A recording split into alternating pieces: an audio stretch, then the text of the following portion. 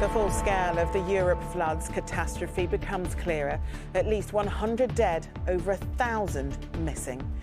In Germany, whole villages have been swept away by the waters, with leaders stunned by the devastation left in its wake. But there could be more to come.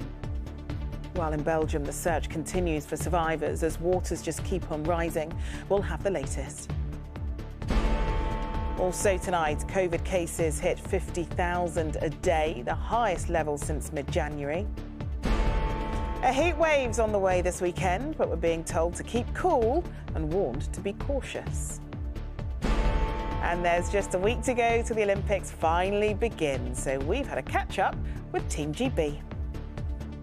We just want to kind of put smiles on people's faces. We know we can't fill the stadiums like they'd hoped, but maybe if they can get it on TV, we can bring an exciting, a fun and an enjoyable game.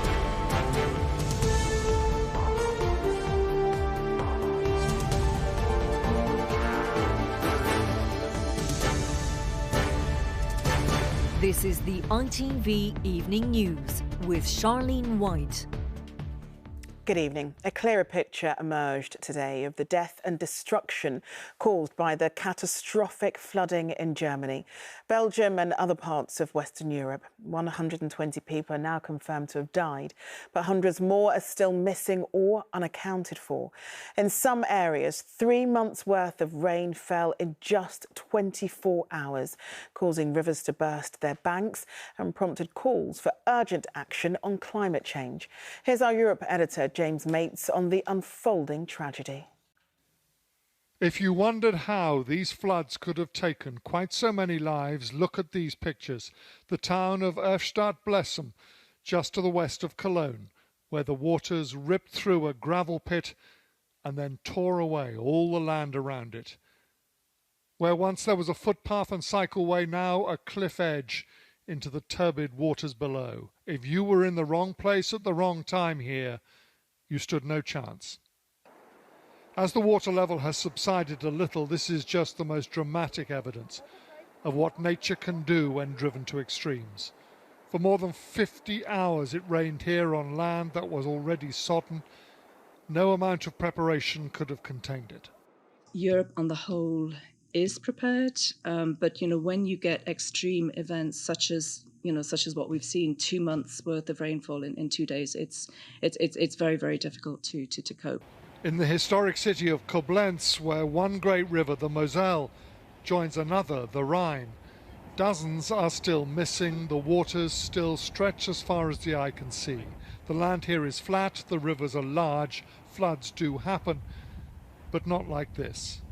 Chancellor Angela Merkel has seemed visibly shocked by what's hit her country. I grieve for those who've lost their lives in this disaster, she said. We still don't know the number, but it will be many. Some in the basements of their homes, some as firefighters were trying to bring others to safety. And to their loved ones, my deepest sympathies. Much of the water has now moved on to Belgium. This is the river Meuse that runs through the Belgian city of Liège. It is hovering centimetres below flood level for now, and not even the sandbags are going to make much difference. The trees tell you how far the river is from its normal course and how deep the water is now. The Netherlands too is on the edge. They know a thing or two about managing water here, but the scene in the eastern town of Roermond shows that even they are struggling. There are fears a local dike may soon be breached by unimaginable quantities of water that are still a long way from the sea.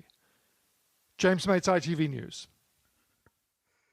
As James said, floods aren't uncommon in the region, but nothing on this scale has happened for decades. Experts say it was triggered by a low-pressure vortex circling over Western Europe. It caused 6 inches of rain in just 24 hours, causing the River Aire in Germany to burst its banks. The River Rhine and the River Meuse, which runs through Belgium and the Netherlands, also overflowed. Well, Lucy Hoff is in the Belgian city of Liège tonight. Lucy, how serious is the situation there? I think it really can't be underestimated, Charlene. I mean, people living here have been able to return back to their homes today to find all but in complete destruction. I've just been talking to one man who was trapped in the upper floors of his house for 48 hours without any food, without any clean water, with huge tides coming through the village. Emergency services have now been able to access the majority of people, but tragically, the death toll in this region alone has risen to 20 and dozens are still missing. You can see the destruction around me. Houses that have been brought to near collapse. There are overturned cars on many of the roads here and mass power outages. It's estimated that more than 20,000 people are currently without power in this region, which has severely hampered the search and rescue operation, given that there are still those missing individuals. So the rescue operation continuing, but here in this village, it really is about assessing what can be salvaged from the damage.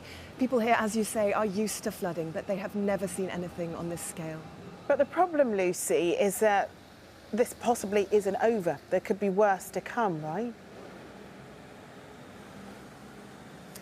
Yeah, as we heard there from James, the River Meuse, which runs through the city of Liège, is showing worrying signs at being almost at its limit. It is inches below bursting through its banks, and certainly the residents in that city and in the surrounding areas. A village just on the border with the Netherlands, a bit further east from where we are now, has been told to stay on high alert there, where the river seems to be almost bursting its banks. The bad rainfall, we're told, is moving towards the Netherlands, but it's looking like a very difficult weekend ahead. OK, Lucy, thanks very much. Here, ministers insist it's still safe to lift almost all restrictions in England from Monday, despite daily cases passing 50,000 for the first time since mid-January. It followed warnings from England's chief medical officer, Chris Whitty, that numbers being treated in hospital could quickly reach scary levels, and a reminder from him that the pandemic is far from over. In the past 24 hours, there have been 51,870 new UK infections. That's the highest daily figure since the 11th of January. And there have been 49 further deaths. That's up almost 60%. And there have been 717 more patients admitted to hospital, a rise of 43%. Here's our political correspondent, Libby Vina, on the new COVID concerns. It's not over yet, not even close. The free testing kits being handed out in this market, a sign that the virus is once again spreading rapidly. The chief medical officer warning a spike in hospital cases could mean new restrictions are needed. It doesn't take many doublings till we're in actually quite scary numbers again. And of course, for every individual person in hospital, this is potentially very dangerous, and there will be people who die or have lifelong effects from this. So I don't think we should underestimate the fact that we could get into trouble again surprisingly fast. If it looks as if things are not topping out, we do have to look again and see where we think things are going. In England, 1 in every 95 people has the virus. That's up from 1 in 160 a week ago. Across the UK, hospital admissions are rising too. On average, just under 600 people a day are being admitted, although that's far fewer than the daily rate of 2,200 at the same stage of the last wave over Christmas. COVID patients had all but disappeared from the wards at this Sunderland hospital. Now they're arriving again, along with many hundreds seeking treatment for other illnesses. Doctors say the pressures are immense. We've gone from 2 patients in the last month to 84 patients, and that's on the background of increasing number of non-COVID patients. So our emergency departments have been seeing on occasions up to 900 patients between them. 500's the norms, and I think the staffing challenges are also causing issues. I think it's that perfect storm is the way I would describe it. So is it really safe for everything in England to open up on Monday? It is safe to open up on Monday, but we do need to ensure that people take personal responsibility for the measures. So what the government is saying is we're taking away the legal restrictions. But at this pub in South London, they say it's too soon to abandon safety measures, with case numbers soaring. I mean, we're very sceptical. We're taking a more cautious approach. We're going to keep it exactly the same rules that we have been doing. The table service, the hand sanitisers, the screens, we're going to keep everything the same. until we start seeing case numbers come down. The worry is not everyone will take such a cautious approach when it's no longer the law. The risk for the Prime Minister is that Chris Whitty is right and he is wrong in his claim that the rise in infections, the link with increased serious cases in hospitals, has actually been severed. Certainly public health officials abroad are looking on with some surprise as to what's happening here. An advisor to the New Zealand government saying he was astounded that Britain had abandoned basic public health principles. The big question tonight is how much more pressure the NHS can withstand. Libby, thank you. As cases rise, organisations and businesses warned it's impossible to operate properly with the number of workers being told to isolate. It's affecting everything from hospitals, some of which have major staff shortages, to rubbish collections. And that's increasing calls for the NHS COVID app to be changed to stop the chaos. Here's Ben Chapman. It's the thing every small business is now dreading. Not a buzz, but a ping from the Test and Trace app, which has forced all but one of the barbers at this shop into isolation, costing the business over £1,000 a day. They've had their PCRs test negative, they've come back with a flow test negative. There does feel like a little bit of an overkill. Why are we locking them indoors when every government standard of testing has come back negative? And it's hitting you hard in the meantime? Yeah, hugely. Some hospitals are being hit hard too. At Birmingham Women's, 150 staff are at home. Its chief executive tweeting, 36 babies born in one day yesterday. With the number of NHS staff in isolation, it's a genuine miracle. It's led some medical leaders to call for health workers to be exempt. If we can clearly demonstrate as much as we can a person isn't infectious, having had a negative PCR test, then to prevent harm, then the NHS should be allowed to bring those staff back to work. Other services are also starting to suffer. 15% of bin collections from this Birmingham depot have now been affected. In this street, rubbish has been piling up since Tuesday. Residents are worried if the app forces more workers to isolate. If it keeps on doing this, then what are the implications for next week? Will the rubbish get collected next week? Right now it is getting quite smelly, and with this hot weather that can only get worse. The government maintains the app is one of the best tools it has to combat the virus, but some experts say it was designed for a period where fewer people were mixing. The problem with the app, it's quite sensitive, and as more and more people have started downloading the app, the biggest challenge is the number of people using it creates the number of false positives to go up. Business groups are calling for the whole system to be overhauled to prevent millions being forced to stay at home just as restrictions are being lifted. Ben Chapman, ITV News, Birmingham. 3 people have died in a 6-vehicle crash on the A1M in County Durham. It happened last night involving 2 lorries and 4 cars. The driver of one lorry has been arrested on suspicion of causing death by dangerous driving. Well, Johnny Blair is at the scene for us tonight. Johnny, what more do we know? Well, part of the A1 behind me, stretching back between 2 junctions, has been closed all day as a major investigation gathers pace. It was yesterday evening, just a few hundred yards from here, about 5 miles south from the city of Durham, when this crash happened. 3 people were pronounced dead at the scene, a man and a woman from one car and a man from another. Several others were injured and taken to hospital. Now, people living nearby described to me hearing sirens, seeing helicopters up above, and one reported seeing smoke billowing up into the sky. The road has remained closed since. That is so specialist teams can have time and space to see if they can uncover any clues to reveal what may have happened, and also to carefully remove those vehicles involved. Police have described this as a harrowing incident, not only, of course, for the relatives of those involved, but also for those emergency services workers who were dealing with the aftermath on the ground. Johnny, thank you. Still to come on the ITV Evening News. I remember doing it when I was a little girl, but they were smaller paddling pools. How to stay cool in the heat with a blistering weekend ahead.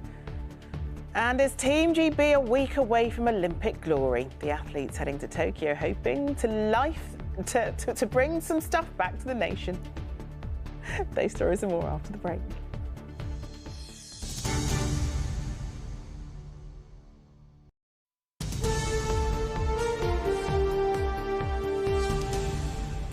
Welcome back. It feels like only yesterday we were moaning about the wet start to the summer, but good news, a heat wave's on its way. But it's caveated with warnings about safety. It's going to hit 32 degrees Celsius, that's 90 degrees Fahrenheit on Sunday. And Public Health England is concerned vulnerable people will be at risk. Well, Rebecca Barry is in Whitstable for us tonight. Rebecca.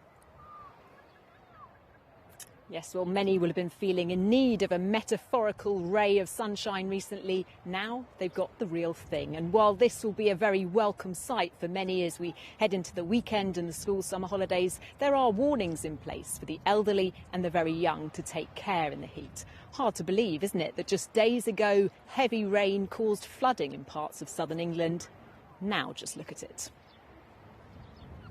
On the beach in Whitstable, they're already making the most of the rising temperatures. And with sunshine forecast all weekend, it's hoped the heat will crank up seaside spending here. At the alfresco Harbour Garden Cafe, clear skies mean full tables. We're so dependent on the weather. We employ upwards of 30 people and they're all dependent on us really to be able to provide the customers and provide the money. Yeah, so a good weather weekend is absolutely crucial. While many will welcome the warm weather with the added benefit that being out in the fresh air reduces the transmission of coronavirus, there are serious health risks associated with the heat.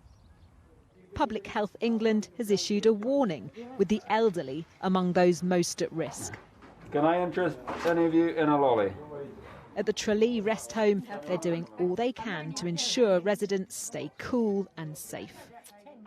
Most of the residents here have dementia, different varying degrees of dementia, so they can't tell us if they're too hot. Lots and lots of ice lollies and cold drinks, making sure that the residents don't get dehydrated because that can affect their medication usage. Do you fancy going into the paddling pool, Joan? Oh my goodness, yes. No.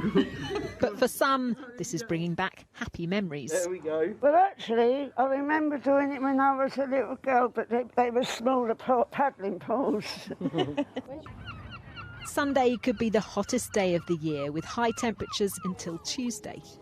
If you're not isolating and you're not vulnerable, enjoy it. Rebecca Barry, ITV News, Whitstable. PC Wayne Couzens has been sacked from the Metropolitan Police after being convicted of the murder, rape and kidnap of Sarah Everard. Couzens pleaded guilty to the crimes last week. He'd been suspended from the force since his arrest. Police in England and Wales recorded a new high in racially and religiously aggravated offences in 2020, with cases having more than doubled since 2013. Forces say the impact of lockdown and Black Lives Matter marches both led to an increase in offences. And officers say they still haven't found the driver of a stolen car which made a dramatic escape by driving down a railway track in Hertfordshire. Social media footage showed the black vehicle on a residential road before driving past the platform. With just a week until the start of the Tokyo Olympics, the head of Team GB has told ITV News that despite the challenges, he's very hopeful of success. Chef de mission Mark England says the squad is full of high achievers. They're aiming for 45 medals, while the athletes themselves are hoping some success will bring a smile to fans back home. Neil Connery reports on the hope of more Olympic glory ahead. For any athlete, Olympic success is the dream. For Team GB, there's been plenty of golden moments in recent years. But with all eyes soon on Tokyo for the games of the 32nd Olympiad, what will these COVID Olympics mean for those aiming to follow the greats? With 1 week to go, Team GB continue to arrive in Japan. The badminton squad the latest to touch down. Despite all the challenges COVID has brought, Team GB have high hopes they can deliver. You know, we'll be medal competitive across a significant number of events. There is a medal target of over 45 medals, and we'll see how we get on with that. But this is a very, very high-performing team. But with Japan experiencing a surge of COVID cases, these Olympics will be held under a state of emergency without spectators. Many have questioned the wisdom of going ahead. But Team GB's athletes say they've received a warm welcome in their preparations here. We just don't want to kind of upset anyone by being here. We just want to kind of put smiles on people's faces. And we know we can't fill the stadiums like they'd hoped, but maybe if they can get it on TV, we can bring an exciting and fun and enjoyable games and make sure we all keep each other safe as athletes so that there's no more strain on this country. First and third for Great Britain. Great Britain's Rebecca Adlington won 2 golds in 2008 in Beijing. She says these games may be like no other before, but athletes must stay focused. We've never experienced anything like this. So again, it's really hard to say what's going to work, what's not going to work. I think it's going to be one of those, they've got to be really on the ball when it comes to restrictions, because there's more to lose. If they test positive now over the next time, it's going to be really obviously detrimental. The Olympic motto is faster, higher, stronger. This week, the IOC membership will decide whether to add the word together to that motto. Overcoming the challenges of these games will need that spirit more than ever. Neil Connery, ITV News. And finally tonight, if dolphins had their own Olympics, this could be a contender for a gold medal. This is thought to be one of the highest dolphin jumps ever recorded off the Sussex coast. There have been a number of sightings this year, which marine biologists say is a consequence of warmer seas caused by climate change. That's it. Raggy's here at 10:20, but for me and everybody here, enjoy your evening. Bye-bye.